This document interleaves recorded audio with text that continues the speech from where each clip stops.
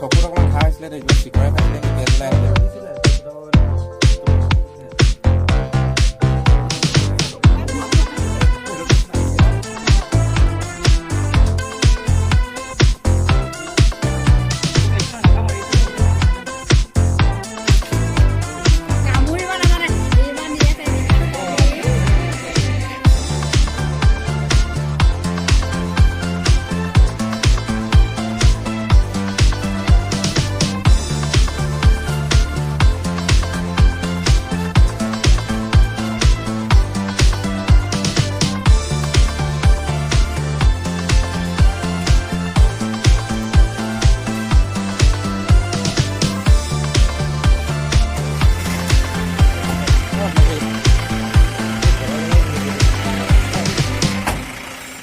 বান্দৰ এটা ধৰিলোঁ, লাজুকী বান্দৰ।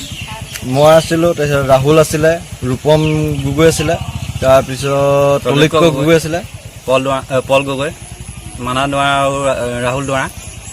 আমি আটাইখিনিয়ে মিলি হাতীৰ সন্ধানত যাওঁতে, হাতীয়ে ধান খাবলৈ আহে, আমাৰ হাতী খেদিব যাওঁতে আমি দেখিলোঁ লাজুকী বান্দৰ এটা জিৰাত বগাই আছে। তাৰপিছত সেইটো আমি উদ্ধাৰ কৰিলোঁ। তাৰ কিছু আঘাত আছিলে হাতত আৰু চকুত। আমি সেয়া অকণমান ট্ৰিটমেণ্ট কৰি পিনি কপাহে অলপমান চাফ চিকুণ কৰি পিনি আমি ঘৰলৈ আনিলোঁ। তাৰপিছত আমি বন বিষয়াক ফোন কৰিছিলোঁ কালি ৰাতি 11:30মান বজাত। ফোন নুঠালে তেওঁলোকে। তাৰপিছত আমি সেইকাৰণে ভয় খালোঁ। আমি গোটেই ৰাতি নুশুলোঁ, তাৰ লগত থাকিলোঁ, ৰাতি টোপনি ক্ষতি কৰিছোঁ। তাৰ লগতে থাকিলোঁ আৰু তাক কল চল খাবলৈ দিলোঁ। প্ৰথমতে গম পোৱা নাছিলোঁ আমি বান্দৰ বুলি। তাৰপিছত আমি খাবলৈ দিওঁতে সি গম পালোঁ তাৰ খোৱা চোৱা বস্তুবোৰ দেখি পিনি। পোৱালি লাজুকী বান্দৰ হ'ব, পোৱালি আছিলে, পোৱালি হ'ব, একদম পোৱালি আছিলে। ওজনটো 700 গ্ৰামমান হ'ব। দীঘলটো আছিলে দেই, ইমান দীঘলমান হ'ব? দীঘলটো হ'ব 20 চেণ্টিমিটাৰমান দীঘল হ'ব। তাৰপিছত আজি ৰাতিপুৱা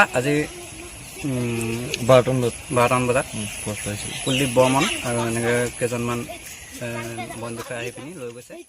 বুঢ়া গোহাঁই ঘাটত মানে আমি তাতো উদ্ধাৰ কৰিলোঁ। তাৰ ৰাইজে মানে কি আমাক ফোন কৰিলে। ফোন কৰাত আমি গৈ উপস্থিত হৈ এই লাজুকী বান্দৰটো আমি এতিয়া মানে দেওপাহাৰত আমি মেলি দিম বুলি ভাবিছোঁ। এতিয়া কিমান ডাঙৰ হ'ব?